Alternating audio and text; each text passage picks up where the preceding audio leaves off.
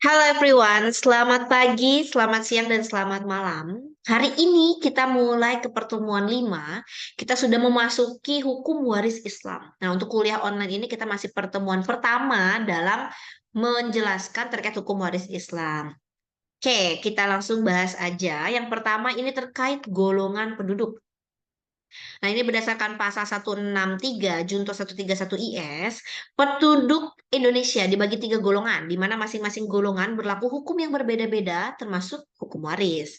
Nah, untuk golongan Eropa berlaku ketentuan hukum waris keperdataan. Untuk golongan timur asing, ini berdasarkan ketentuan yang berlaku ini mulai 1 Mei 1919, maka BW berlaku untuk golongan timur asing Tionghoa di beberapa daerah di Indonesia, seperti Jawa dan Madura. Jadi sebelumnya berlaku hukum adat mereka. Jadi pada dasarnya sebelumnya itu masih mengatur hukum adat. Tapi setelah tahun 1919 dan sudah berlakunya, ini untuk golongan timur asing Tionghoa di beberapa daerah, ini sudah mengikuti hukum perdata. Kayak ini ada faktor agama. Sejak berlakunya S1882 sampai 152 dan seterusnya maupun PP 45 tahun 1957, faktor agama belum begitu tajam membedakan golongan bumi putra antara yang beragama Islam dan non-Muslim. Namun, sejak berlakunya Undang-Undang Nomor 7 Tahun 89 yang diubah dengan Undang-Undang Nomor 3 Tahun 2006 tentang peradilan agama, semakin dipertegas asas personalitas keislaman dalam bidang kewarisan. Hal ini sesuai dengan ketentuan pasal 49 ayat 1B Undang-Undang Peradilan Agama yang menentukan bahwa terhadap mereka yang beragama Islam diberlakukan hukum waris Islam dan badan peradilan yang berwenang mengadili ialah peradilan agama sehingga masalah sengketa kewarisan bagi mereka yang beragama Islam tunduk kepada hukum waris Islam dan kewenangan mengadili termasuk menjadi yurisdiksi pengadilan agama. Jadi kalau misalnya kita agama Islam tapi nggak mau pakai hukum Islam, bagaimana? Nah, pada dasarnya ini sudah sesuai, sudah dipertegas nih dengan asas personalitas keislaman bahwa kita tunduk kepada hukum waris Islam dan kewenangan yang ada dirinya menjadi yurisdiksi pengadilan agama. Jadi pada dasarnya tidak bisa ya teman-teman, kita harus tunduk, harus mengikuti peraturan yang ada terkait hukum waris Islam. Oke, kita lanjut. Ini ada instruksi Presiden nomor 1 tahun 91, Junto Kemenag nomor 154 tahun 91. Nah, ini kompilasi hukum Islam, buku 1 tentang hukum perkawinan, lalu buku 2 tentang hukum kewarisan, dan buku 3 tentang hukum perwakafan. Jadi dalam kompilasi hukum Islam ini ada 3 buku ya teman-teman. Harus diingat nih. Buku 1 tentang perkawinan, buku 2 tentang kewarisan, buku 3 tentang perwakafan. Oke, ini berdasarkan patokan asas personalitas keislaman yang diatur pada pasal 2 Junto 49 Undang-Undang Nomor 7 Tahun 89 terkait hukum waris yang diterapkan terhadap golongan bumi putra terpecah jadi 2. Jadi golongan bumi putra tadi di dalam undang-undang yang saya sebutkan ini terpecah jadi 2. Nah, bagi mereka yang beragama Islam ditetapkan hukum waris Islam, golongan bagi bumi putra non-Muslim atau non-Islam diterapkan hukum adat. Selanjutnya hukum waris yang diterapkan kepada mereka yang beragama Islam telah diatur lebih lanjut dalam kompilasi hukum Islam yang efektif berlaku 10 Juni 91 berdasarkan Inpres nomor 1 tahun 91. Jadi teman-teman yang belum download KHI boleh download KHI-nya ya. Nah, ini diatur dalam buku 2 KHI. Terdiri dari pasal 171 sampai 214. Ketentuan yang diatur di dalamnya ada bab 1, bab 2, bab 3, bab 4, bab 5, bab 6. Jadi ada 6 bab. Jadi tadi buku KHI diatur 3 buku, ada 3 buku, buku 1, buku 2, buku 3.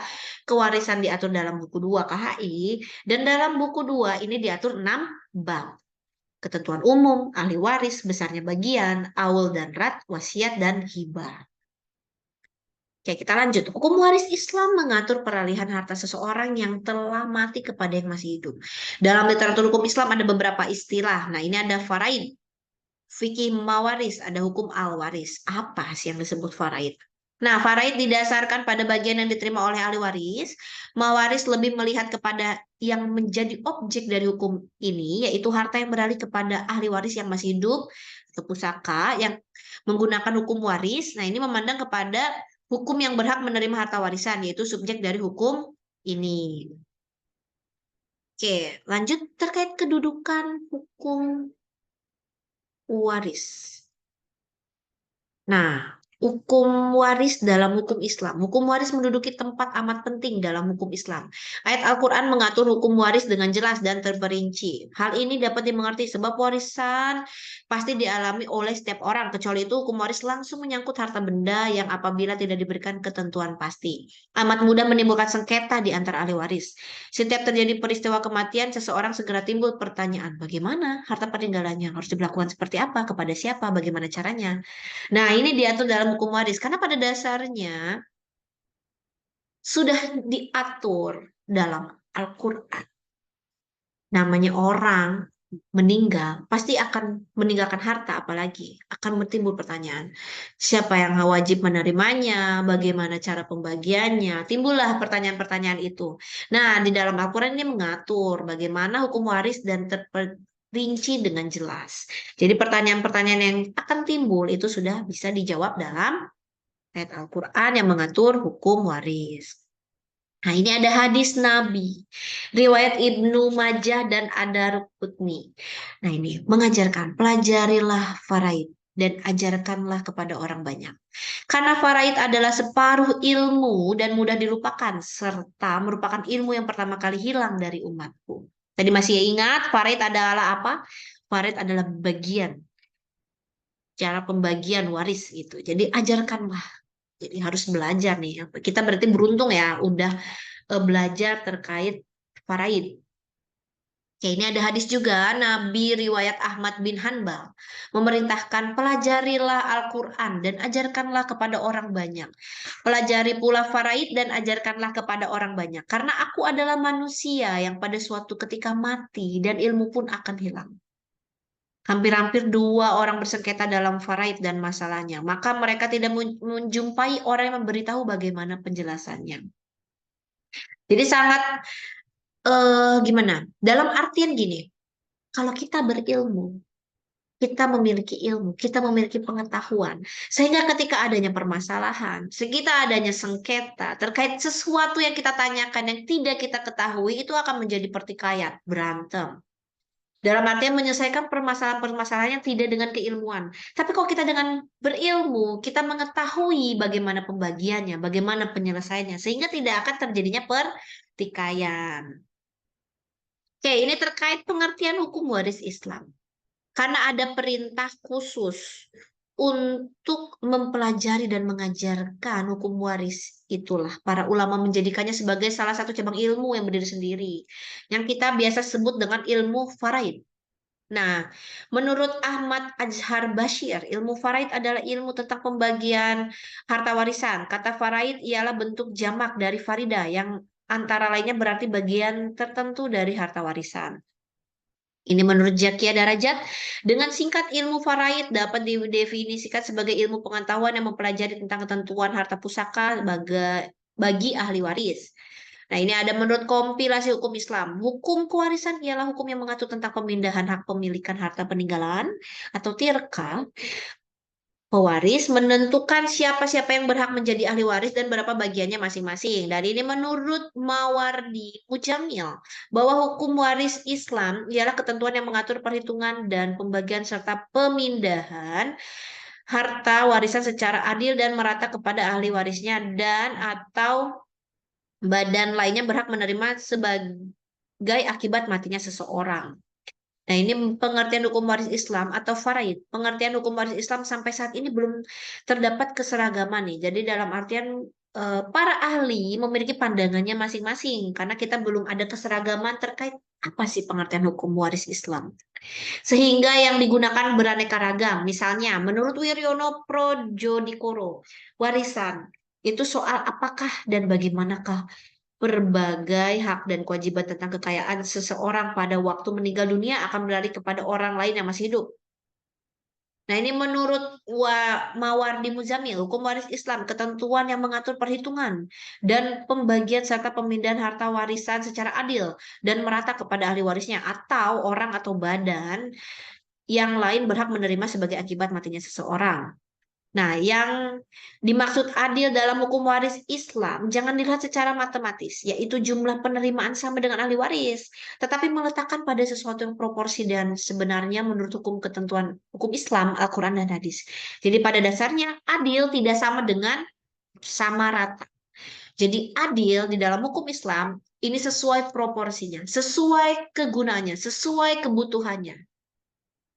Arti merata yang berhak menerima harta warisan, mewaris tidak saja pada generasi penerusnya, dan ahli waris dalam garis ke bawah, tetapi ahli waris dalam garis ke atas maupun ke samping dimungkinkan mewaris bersama. Nah, dalam artian ini ada lagi terkait As Muhammad Ali As-Sabuni.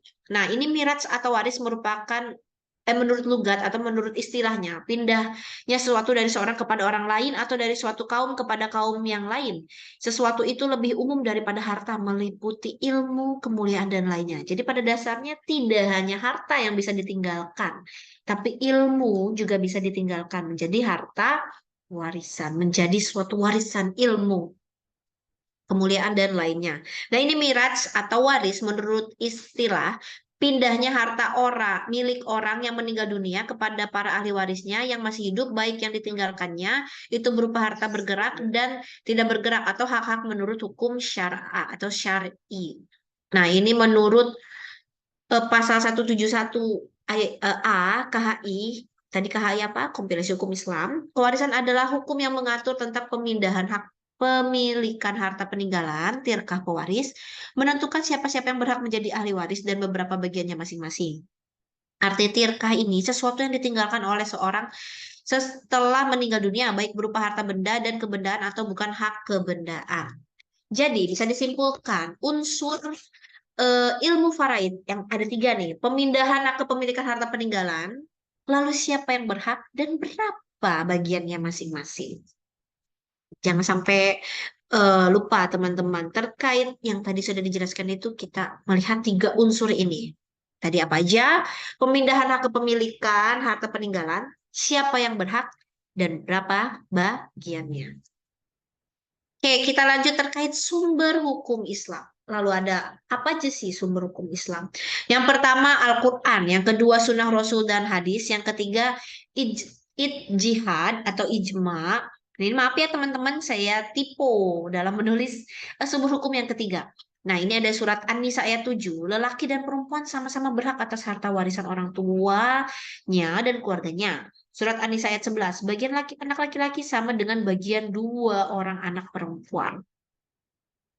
Nah, ini ayat 75 surat Al-Anfal menegaskan bahwa hak kerabat karena pertalian darah sebagian lebih diutamakan dari sebagian lainnya. Jadi diutamakan kerabat yang memiliki pertalian darah. Ayat 8 surat An-Nisa memerintahkan agar kepada sanak kerabat anak-anak yatim dan orang-orang miskin yang hadir menyaksikan pembagian harta warisan diberikan sejumlah harta sekedar untuk dapat mengikuti menikmati harta warisan yang baru saja dibagi itu. Nah, ini ada lanjutannya, ayat 8 surat An-Nisa. Ini realisasi dari ajaran tersebut dapat diperkembangkan secara kenegaraan, hingga dimungkinkan menjadi dasar kuat untuk dikeluarkannya undang-undang atau peraturan wajib pajak atas harta warisan. Nah, ini ayat 9 surat An-Nisa memperingatkan kepada agar orang-orang senantiasa memperhatikan kepada anak cucu yang ditinggalkan, agar jangan sampai mereka mengalami kesempitan hidup sebagai akibat kesalahan orang tua membelanjakan hartanya. Jadi pada dasarnya harta warisan yang sudah kita terima, itu keluarkanlah apa? Zakat, keluarkanlah zakatnya. Berapa zakat waris yang harus dikeluarkan? 2,5%. Untuk apa? Untuk membersihkan harta warisan yang sudah kita dapati. Oke, kita lanjut terkait hadis. Walaupun Al-Quran telah menyebut secara tegas dan terinci ketentuan-ketentuan bagian ahli waris, namun hadis menyebut pula beberapa hal yang tidak disebutkan dalam Al-Quran antara lain. Hadis riwayat Al-Bukhari dan Muslim. Yang pertama, ahli waris laki-laki yang lebih dekat kepada mayit lebih berhak atas sisa harta lebih berhak atas sisa harta warisan setelah diambil bagian ahli waris yang mempunyai bagian tertentu.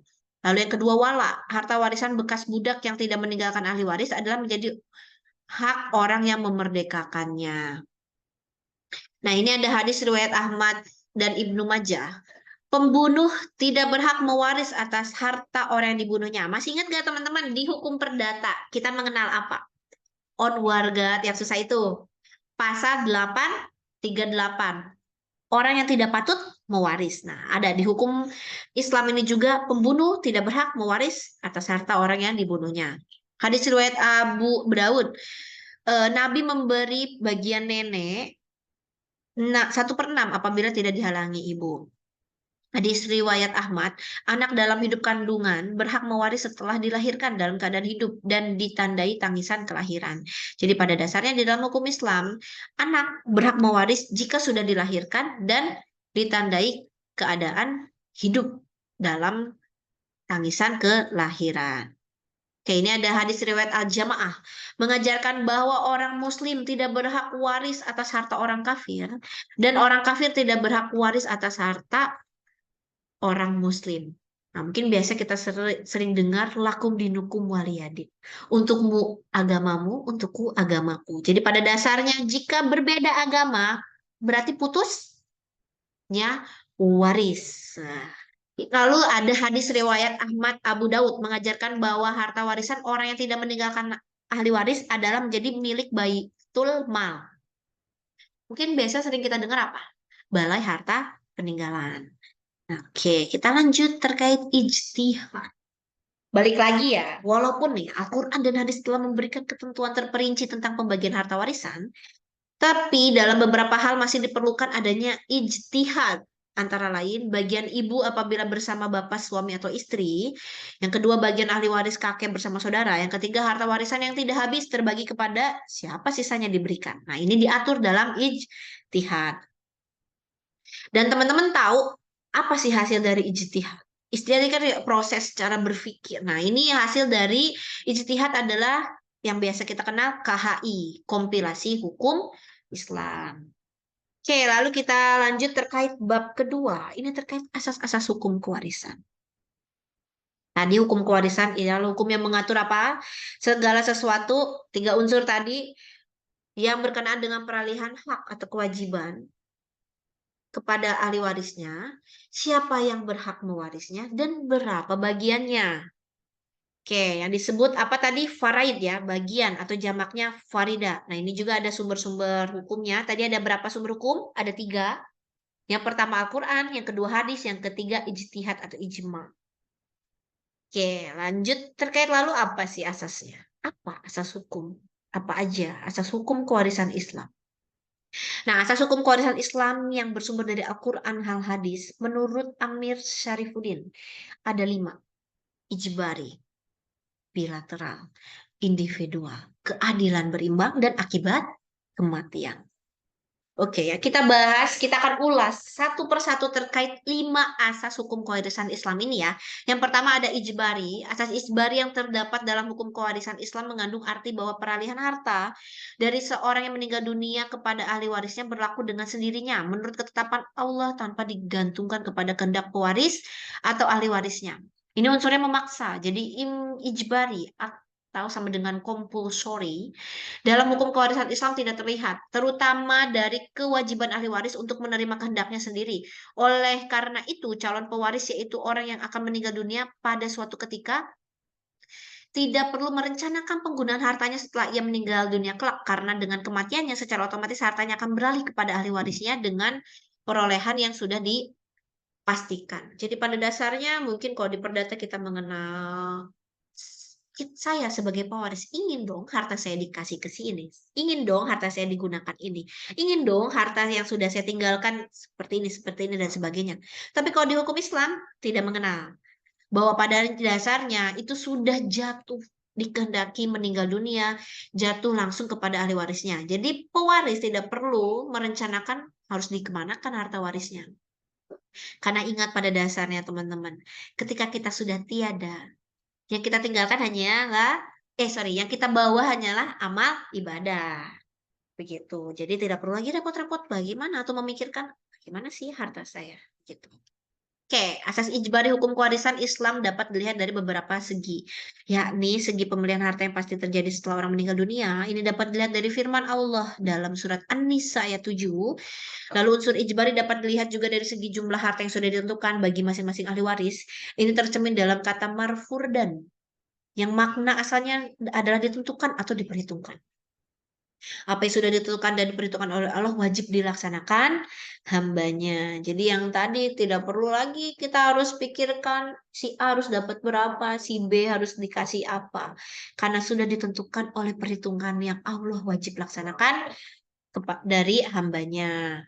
Nah, unsur ijbari yang lain ada dalam hukum kewarisan Islam adalah penerimaan harta peninggalan sudah ditentukan dengan pasti, yakni mereka yang mempunyai hubungan darah dan ikatan perkawinan dengan pewaris seperti yang dirinci dalam pengelompokan ahli waris di surat An-Nisa ayat 11, 12, dan 176.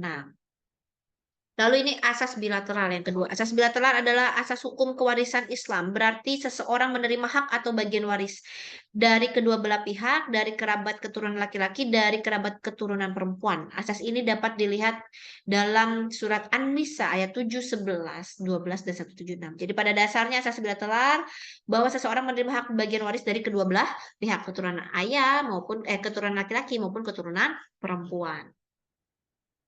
Oke, yang ketiga asas individual. Apa tuh asas individual? Ini asas individual ini dimaksudkan bahwa dalam hukum kewarisan Islam, harta warisan dapat dibagi kepada ahli waris untuk dimiliki secara perorangan. Untuk itu dalam pelaksanaannya seluruh harta warisan dinyatakan dalam nilai tertentu yang kemudian dibagikan kepada setiap ahli waris yang berhak menerimanya. Menurut kadar bagiannya masing-masing. Dalam hal ini setiap ahli waris berhak atas bagian yang didapati tanpa terikat kepada ahli waris lainnya karena bagian masing-masing sudah ditentukan. Jadi pada dasarnya tidak ada tuh bagian masing-masingnya itu tumpang tindih terhadap hak ahli waris lainnya. Jadi pada dasarnya asas individual ini digunakan untuk bahwa semua ahli waris berhak mewarisi pada bagiannya masing-masing. Nah, asas individual kewarisan Islam ini juga diperoleh dari kajian aturan Al-Quran mengenai pembagian harta warisan ayat 7 surat An-Nisa, misalnya dalam garis-garis besar telah menjelaskan tentang hak laki-laki untuk menerima warisan dari orang tua ataupun keluarga dekatnya. Demikian juga halnya dengan perempuan berhak menerima harta warisan orang tua atau kerabat baik. Sedikit maupun banyak, bagian mereka masing-masing sudah ditentukan. Jadi pada dasarnya nggak usah khawatir. Sudah bagiannya masing-masing sudah ada dalam aturan Al-Quran dan sudah ditentukan berapa besarannya. Nah, ini asas keempat, asas keadilan berlimpah. Tadi kita sudah bahas sedikit ya terkait perkataan adil. Nah, ini terdapat dalam Al-Quran. Oleh karena itu kedudukannya sangat penting dalam sistem hukum Islam, termasuk hukum kewarisan di dalamnya. Oleh karena itu pula dalam sistem ajaran Islam, keadilan adalah titik tolak proses dan tujuannya segala tindakan manusia. Dalam hubungannya dengan materi yang diatur dalam hukum kewarisan, keadilan dapat diartikan sebagai keseimbangan antara hak dan kewajiban, keseimbangan antara diperoleh dan keperluan untuk kegunaannya. Jadi masih ingat, adil tidak sama dengan sama rata, tetapi sesuai proporsinya dan sesuai keperluannya, sesuai kegunaannya. Yang terakhir, ini yang kelima, asas yang menyatakan bahwa kewarisan ada kalau ada yang meninggal dunia. Jadi kewarisan itu tidak akan ada kalau tidak ada yang meninggal dunia. Nah, ini berarti bahwa kewarisan semata-mata sebagai akibat dari kematian seseorang. Menurut hukum kewarisan Islam, peralihan harta seseorang kepada orang lain yang disebut dengan nama kewarisan terjadi setelah orang yang mempunyai harta itu meninggal dunia.